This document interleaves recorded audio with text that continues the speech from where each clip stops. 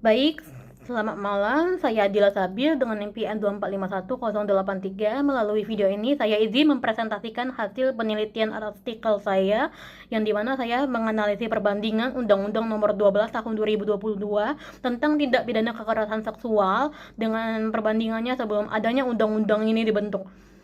Jadi yang pertama-tama itu adalah objek hukum. Objek hukum dalam penelitian ini adalah perbuatan-perbuatan yang dikategorikan sebagai tindak pidana kekerasan seksual. Kemudian adalah subjek hukum. Subjek hukumnya yang pertama adalah korban kekerasan seksual itu sendiri, yaitu perempuan, anak, laki-laki, penyandang disabilitas yang dalam KUHP lama Undang-Undang Nomor 1 Tahun 2023 perlindungan terhadap korban kekerasan seksual itu bersifat terbatas. Kemudian, yang kedua, subjek hukumnya itu ada pembentuk peraturan perundang-undangan, yaitu DPR dan pemerintah sebagai pihak yang merumuskan dan mengesahkan kebijakan publik berbentuk undang-undang yang sesuai dengan Undang-Undang Nomor 13 Tahun 2022 tentang pembentuk peraturan perundang-undangan. Kemudian yang terakhir adalah lembaga pendamping dan pemulihan korban, seperti misalnya Unit Pelaksana Teknis Daerah Perlindungan Perempuan dan Anak (UPTD-PPA) dan Lembaga Perlindungan Saksi dan Korban (LPSK) yang baru hadir setelah berlakunya Undang-Undang Tindak Pidana Kekerasan Seksual Nomor 12 Tahun 2022.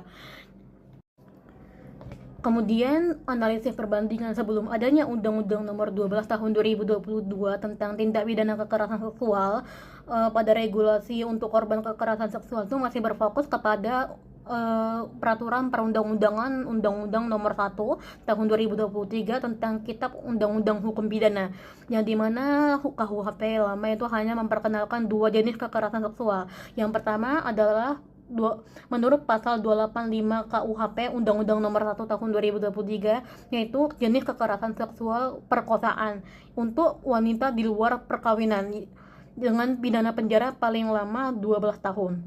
Kemudian pasal selanjutnya yaitu 289 KUHP yang mengenalkan tindak pidana kekerasan seksual pencabulan dengan pidana penjara paling lama adalah 9 tahun, 3 tahun lebih rendah di bawahnya kasus perkosaan. Nah, kemudian secara hukumnya itu KUHP lama sama sekali tidak mengatur hak restitusi, hak pelayanan pemulihan medis dan psikologis, perlindungan identitas korban, maupun kewajiban pendampingan oleh negara. Akibatnya, banyak korban yang gagal memperoleh keadilan bukan karena ketiadaan kejahatan, melainkan karena standar pembuktian yang sempit dan tidak adanya prosedur perlindungan untuk korban. Kemudian, untuk kasus korban kekerasan seksual dalam KUHP lama itu harus melalui proses pengadilan yang ketat. Pembuktiannya melalui proses persidangan. Namun, sejak dibentuknya Undang-Undang Nomor 12 Tahun 2022 tentang tindak pidana kekerasan seksual, yang dimana dalam KUHP lama Nomor 1 Tahun 2023 tentang Kitab Undang-Undang Hukum Pidana itu hanya mengenalkan dua jenis kekerasan seksual, yaitu pencabulan dan perkosaan. Sedangkan dalam UU TPKS yaitu UU nomor 12 tahun 2022 ini mengenalkan 9 jenis kekerasan seksual sebagaimana yang diatur dalam pasal 4 ayat 1, yaitu adalah pelecehan seksual non fisik, pelecehan seksual fisik, pemaksaan kontrasepsi, pemaksaan sterilisasi, pemaksaan perkawinan, penyiksaan seksual, eksploitasi seksual, dan perbudakan seksual.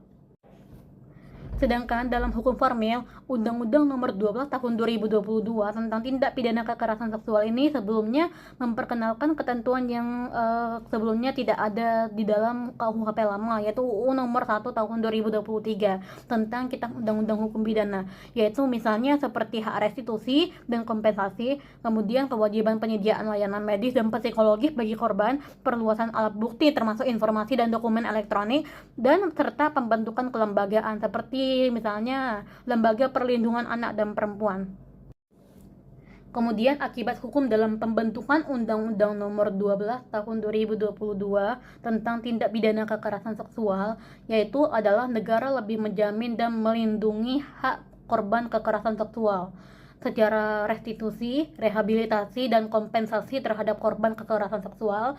yang dimana dalam KUHP lama UU nomor 1 tahun 2023 tentang Kitab Undang-Undang Hukum Pidana tidak secara merinci melindungi hak korban sampai ke tahap kompensasi ataupun restitusi terhadap korban, sebagaimana yang diperjelas atau dipertegas dalam pasal 67 ayat 2 Undang-Undang Nomor 12 Tahun 2022 tentang Tindak Pidana Kekerasan Seksual yang menegaskan pemenuhan hak korban merupakan kewajiban negara dan dilaksanakan sesuai dengan kondisi dan kebutuhan korban. Jadi negara menjamin perlindungan hukum terhadap korban. Dan sebagaimana Pasal 67 ayat 1 hak korban itu meliputi hak atas penanganan, hak perlindungan, dan hak pemulihan. Dan kemudian pasal 68 itu hak korban atas penanganan sebagaimana dimaksud dalam pasal 67 ayat 1 huruf A, yaitu yang meliputi hak atas informasi terhadap seluruh proses dan hasil penanganan, perlindungan dan pemulihan, hak mendapatkan dokumen hasil penanganan, hak atas layanan medis, hak atas layanan hukum, dan juga hak atas pelayanan kesehatan meliputi pemeriksaan, tindakan, dan perawatan. Kemudian hak atas layanan dan fasilitas sesuai dengan kebutuhan khusus korban, dan hak atas penghapusan konten bermuatan seksual untuk kasus kekerasan seksual dengan media elektronik. Kemudian selanjutnya akibat hukumnya itu pasal 69 UU nomor 12 tahun 2022 tentang tindak pidana kekerasan seksual, yaitu hak korban atas perlindungan sebagaimana yang dimaksud dalam pasal 67 ayat 1 huruf B yang meliputi penyediaan informasi mengenai hak dan fasilitas perlindungan, kemudian penyediaan akses terhadap informasi penyelenggaraan perlindungan, dan perlindungan dari ancaman atau kekerasan pelaku dan pihak lain serta berulangnya kekerasan, dan juga perlindungan atas kerahasiaan identitas, kemudian perlindungan dari sikap dan perilaku aparat penegak hukum yang merendahkan korban, kemudian perlindungan dari kehilangan pekerjaan, mutasi pekerjaan, dan juga pendidikan atau akses politik, dan perlindungan korban atau pelapor dari tuntutan pidana atau gugatan perdata atas tindakan pidana kekerasan seksual yang telah dilaporkan. Kemudian berdasarkan pasal 70 ayat 1 hak korban atas pemulihan sebagaimana dimaksud dalam pasal 67 ayat 1 huruf C, yaitu yang meliputi rehabilitasi medis, rehabilitasi mental dan sosial, pemberdayaan sosial, restitusi atau kompensasi, dan reintegrasi sosial. Jadi akibat hukumnya itu yang tidak ada dalam KUHP lama dijamin dalam KUHP baru dan dilindungi terhadap hak korban. Demikian dari materi yang disampaikan. Wassalamualaikum warahmatullahi wabarakatuh.